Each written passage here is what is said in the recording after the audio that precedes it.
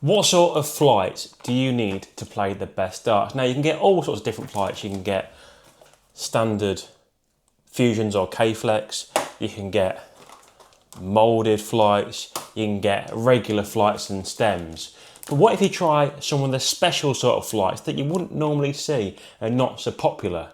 Today I've got 3 sets here and I'm going to test them out to see how they fly and what the difference is between 3 of the strangest sets of flights that I could find. Now, usually I use a set of medium Winmore fusions, but I'm going to put these 3 special sets to the test and see if my game gets any better and see if you should get some for yourself. Now, I've not been paid to try any of these flights. As you can see, the price is still on them. I've paid for all the different flights, so it's been a fair test. We'll see how we get on. Let's get into it. But before we throw the first set of flights, I just wanted to talk to you about something very, very important, something that you might want to hear about. So, you'll see in a few minutes, but we'll use the Scolia as the scoring device. The Scolia will give me the heat map as to where all the darts are landing on the board, which is really, really important to spot where your misses are on the board and where your good shots and bad shots are. Now, this week and this week only, Scolia are doing a 15% off deal and free shipping, which is huge. To get the 15% off, all you've got to do is go to the checkout, use SAMBRAC15 as the discount code, and you'll get 15% off and free shipping. If you play darts an hour, 2 hours a day, even half an hour a day, this will be the best bit of kit you will ever buy. You'll get your money's worth out of it, 100%. You can do tournaments on there.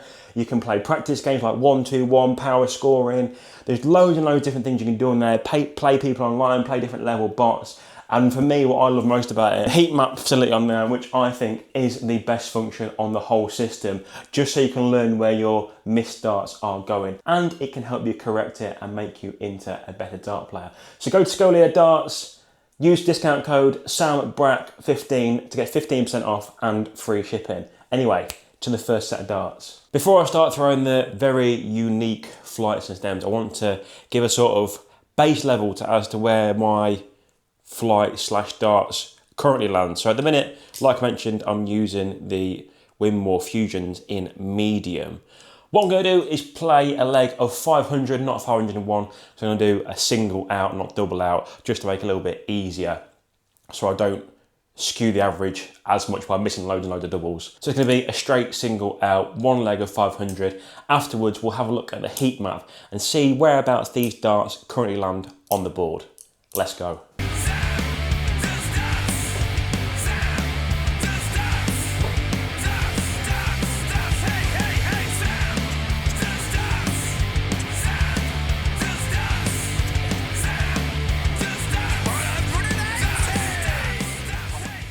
So let's have a look at the review there, seeing where darts landing. So average 75, first 9 average 90.5.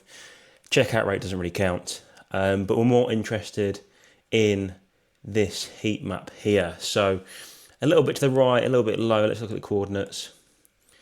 Fairly low on the darts around here.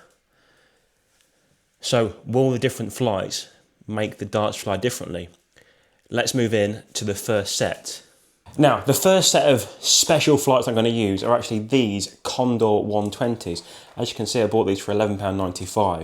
If you haven't seen these before, these are really, really interesting. So let me just show you what they look like when you take out the package.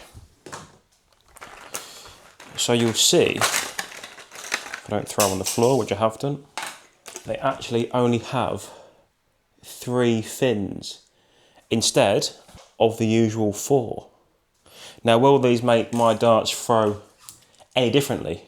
Well, there's only one way to find out. We'll stick these on, give them a throw, and see if that heat map changes and or how the darts sit in the board. Let's give these a go. Okay, let's give these tri-flights a go, these 3 fin flights. I do think they'll take a bit more throwing. The reason being is they've got when the air is hitting the flight, there's less of the flight to catch onto to kick it back up. Therefore, not as being as aerodynamic through the air. I could be wrong, but let's have a go with that.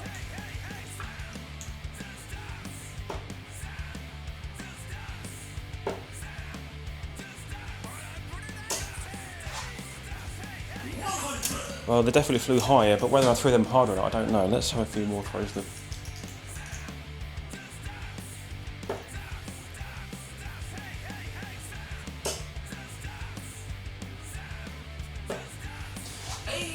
That last one was me, but a snatch.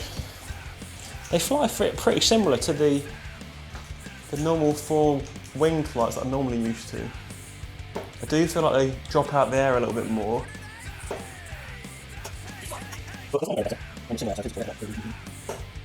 See, that one dropped right out the air.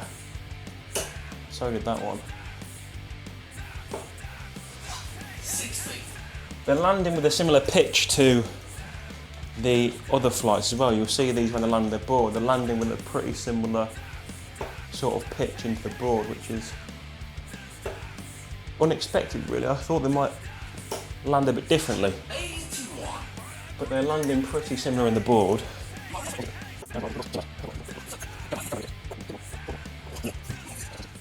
The stats on that one. So you can see they're a little bit higher, 65 average, again a little bit lower, but that was mainly me, not the dart so much. Coordinates wise, I actually threw more higher with these darts. Like I say, whether or not I subconsciously threw them harder because I thought they might dip out the sky more. Reasonably straight, but yeah, not too much difference actually between the usual flights I use the four and these. They just seem to dip out of their sky a little bit more. So if you do throw the dart quite hard, not an issue, but for me I don't throw it too hard, so I need that little bit of float to get into the board.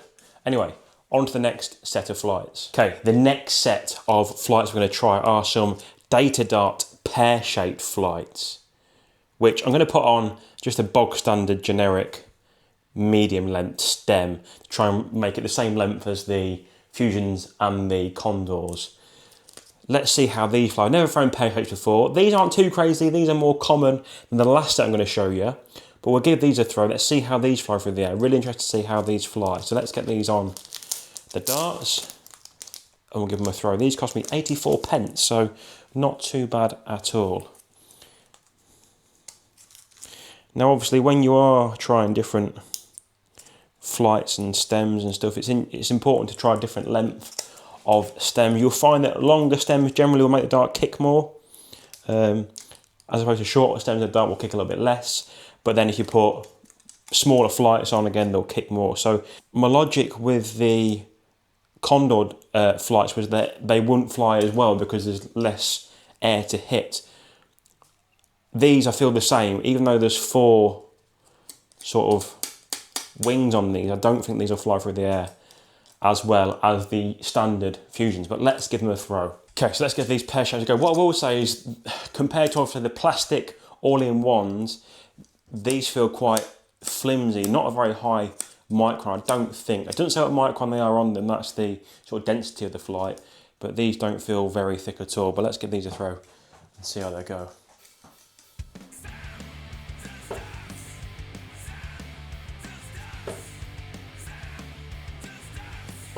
A lot of kick on those, a lot of kick, and that's to be expected with the smaller sort of surface area.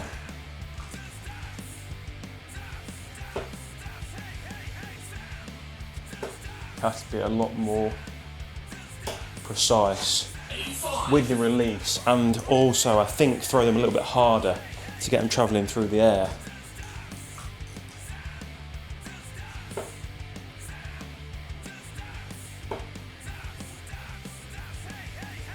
When they do land in the board, again they're landing with a similar pitch to the last two. Maybe slightly less upright, but I think if I time the kick better, it will land better. So that landed better.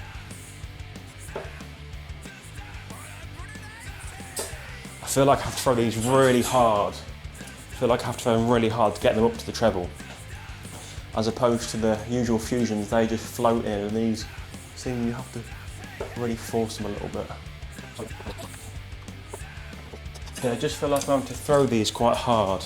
First dart was nice release, second two, let go slightly sort of late and forced it, and they just didn't get there.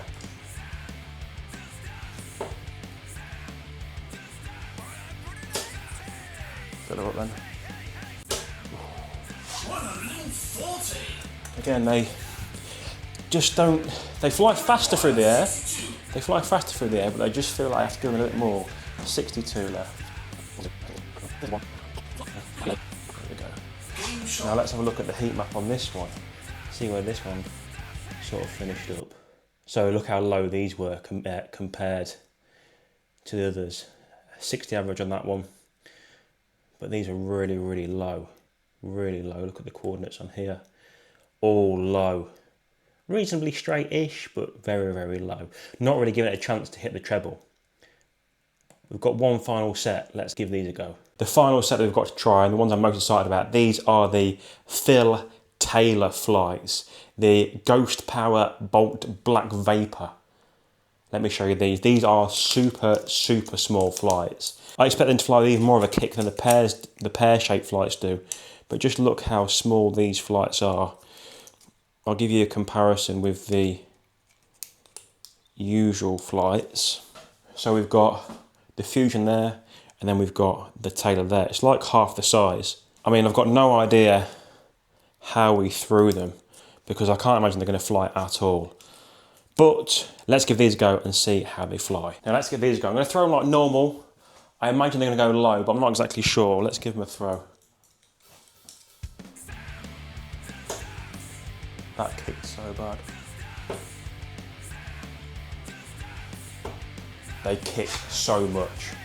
I don't know if you see from the camera angle there, I'll just show you, just here if I can, how they've not landed straight at all. I'll show you some footage in a minute of how my darts would normally land on the board. That wasn't 80, was it? Let me change that, what was that? 100, I think, wasn't it? We'll go for 100. I'll add 20 on next time.